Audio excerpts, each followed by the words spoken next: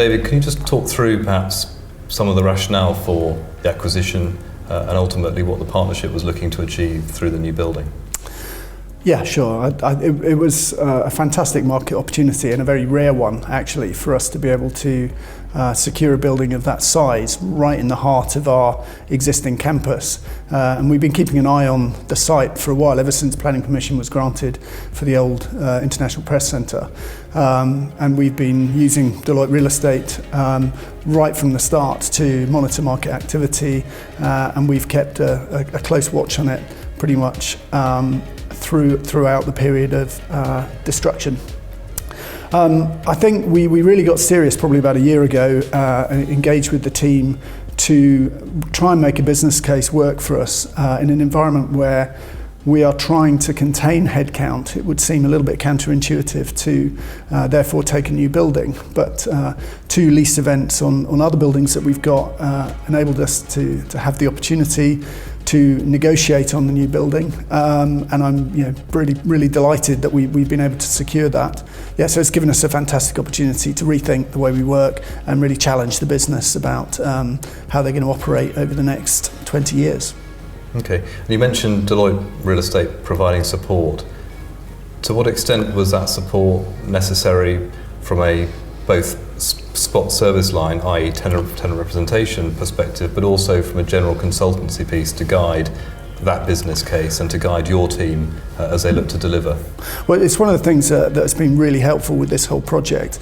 We've been dealing with one firm throughout, both in, as you say, in tenancy advice, building and construction, but also the consultancy element. And it was really the consultancy element that we engaged with first to establish whether or not we would be able to adjust our workplace and our workplace standards to a point where we were going to be able to accommodate the predicted headcount growth.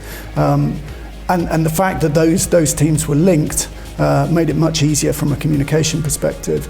And certainly as we went through the negotiations for the new building, having all of the teams present at some of those negotiations and team meetings, and for them all to know each other, was really, really very helpful. So I think we really are going to use the new building as an opportunity to challenge some of the existing ways that the business operates. I think the other point is that we're going from 2 to 1, and that invariably will bring efficiencies in terms of operations. So whether that be client suites, meeting rooms, whether that be the operational teams themselves. As a professional services firm, the pressures that you have are no different to any other. And I guess there may be an element where the acquisition of another substantial building in the centre of London could seem like a bold move. It was a bold move, and it wasn't one we took lightly, and we had to work very hard on our business case to make sure that we were able to demonstrate the value that would bring.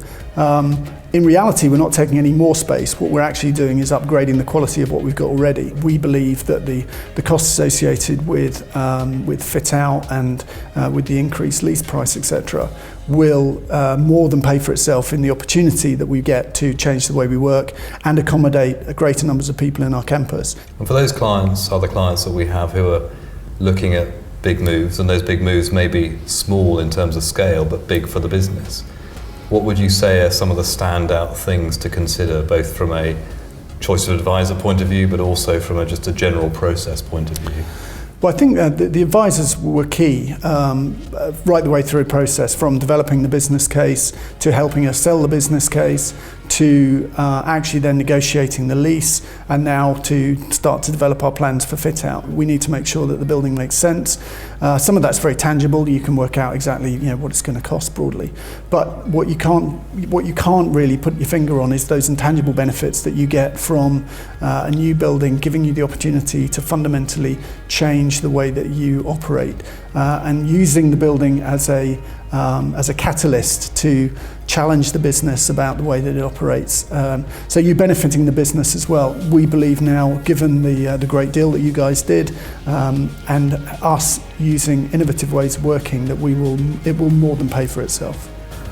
What are the sort of top 3 things that keep you awake at night? But I'm definitely concerned about our ability to deliver on the headcount promise, so that we can the square footage that we are securing will fit the headcount that we've got in 2017.